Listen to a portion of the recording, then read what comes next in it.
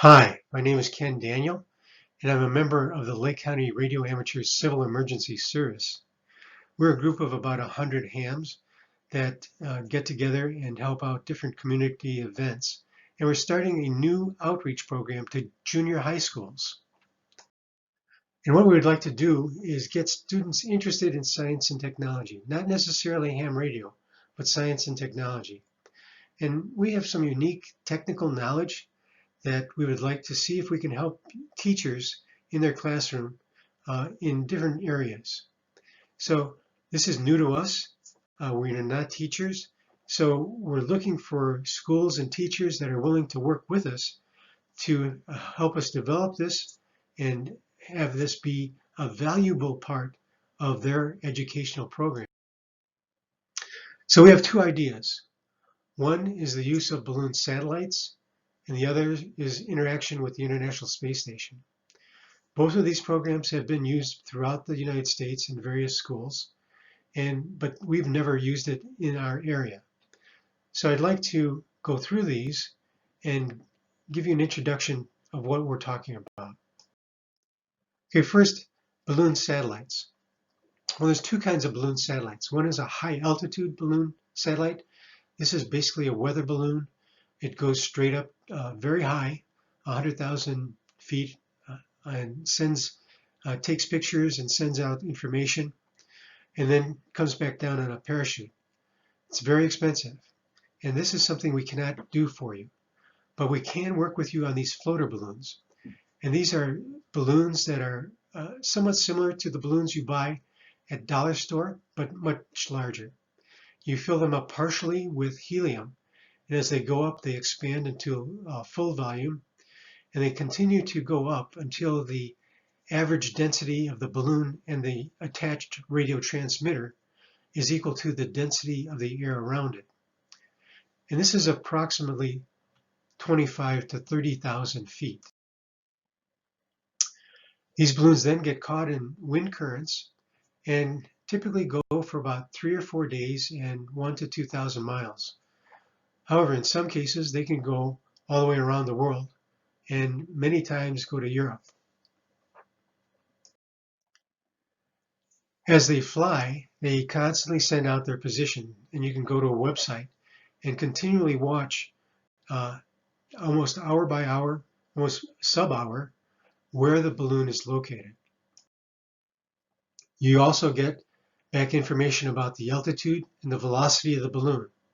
So what does this help you do? Well, the balloon is high enough to be in the jet stream.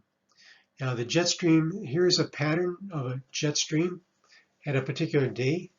The pink is about 110 miles an hour and the blue is 0. So if you know your location of the balloon and the altitude, you can tell approximately where your balloon is going to go. You can also use these charts to determine the best time to launch your balloon. In addition, there's also a NOAA website that can help predict where the balloon is going to go.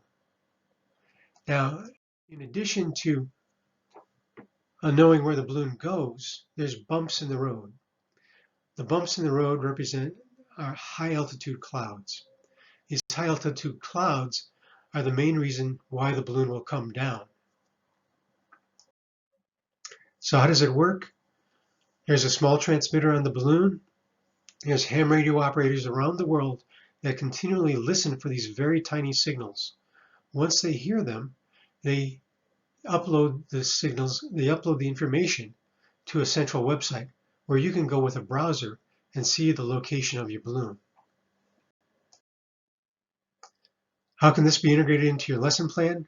Well, there's a lot of information about atmospheric structure and clouds and jet stream and weather patterns. And also the buoyancy of the balloon is the same buoyancy relationship that's used by boats and submarines. So also the pressure-temperature relationship, or the pressure-volume relationship, as the balloon goes up in lower pressure, it expands. Now these radio waves are not line-of-sight radio waves. They will go approximately a quarter of the way around the world. They do that by bouncing off the ionosphere. And this is another interesting discussion that you could get into with your students. So these are the ideas of someone that is not necessarily involved with education or students, but it's to somehow get our minds together on what can be done. Okay, the assembly of the balloon is simple. It might be done by a few students, depending on their capability. It's basically a balloon or balloons filled with partially with helium, a wire 17 feet long connected to an instrument package, and then a dipole, another 17-foot piece of wire hanging down below. The cost is relatively minor, about $130. Could be smaller. The price of electronics is coming down. Okay, so let's go on and talk about the next item that we are suggesting. That's interaction with the International Space Station. And this can be two different ways. One can be live communications with an astronaut, or live communications through the International Space Station or another satellite back down to another amateur radio station. So the first one, this happens at about 10 to 20 schools around the United States each year. What happens is they get put on the short list, and at a particular date and time, 10 students can ask one question, live communication with an astronaut on the International Space Station. This is done at an all-school assembly. For fall of 2021, here's the list of schools that are on the short list. And how did they get on this list? Well, they provided a proposal to ARES. What the proposal looks for is a high-level commitment from the school administration. This can't be just one science student, one science teacher who wants to have this as a project for their class. They are also looking for how this can be integrated into not just the science class, but in other areas of the curriculum. They're basically looking for how this very valuable, rare event can have a maximum impact to the largest number of individuals. Okay, approximately 20% of the proposals are approved each year. What we can do is help you with the technical aspects of the proposal and also with the AV department to facilitate the contact if you become on the show. Okay, last, communicating through a satellite or through the International Space Station. There are many amateur radio satellites and the ISS that have a relay radio on them. And basically, one amateur radio operator will send a message to the satellite, and the satellite will beam it back down to Earth to another radio amateur. And these are typically very short conversations. It's basically, here I am, my location is this. Is anybody there?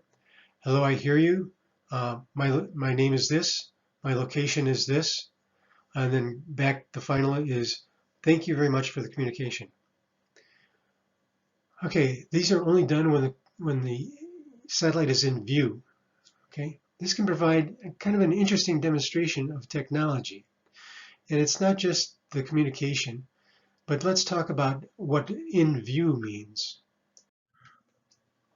These satellites are flying at a very rapid pace. They will traverse the entire Earth, orbit the entire Earth in less than 2 hours.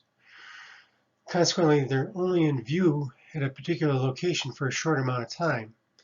The picture shows the radio footprint of the International Space Station.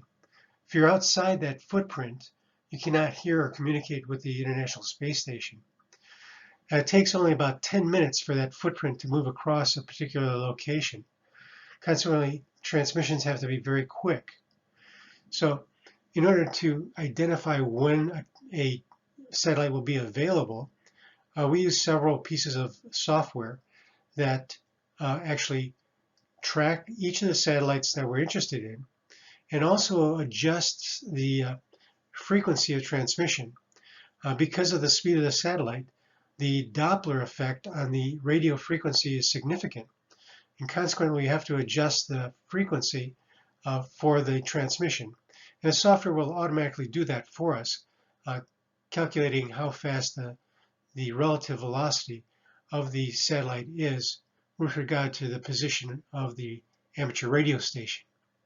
So this could provide some interesting discussions about different aspects of Doppler shift in radio communications.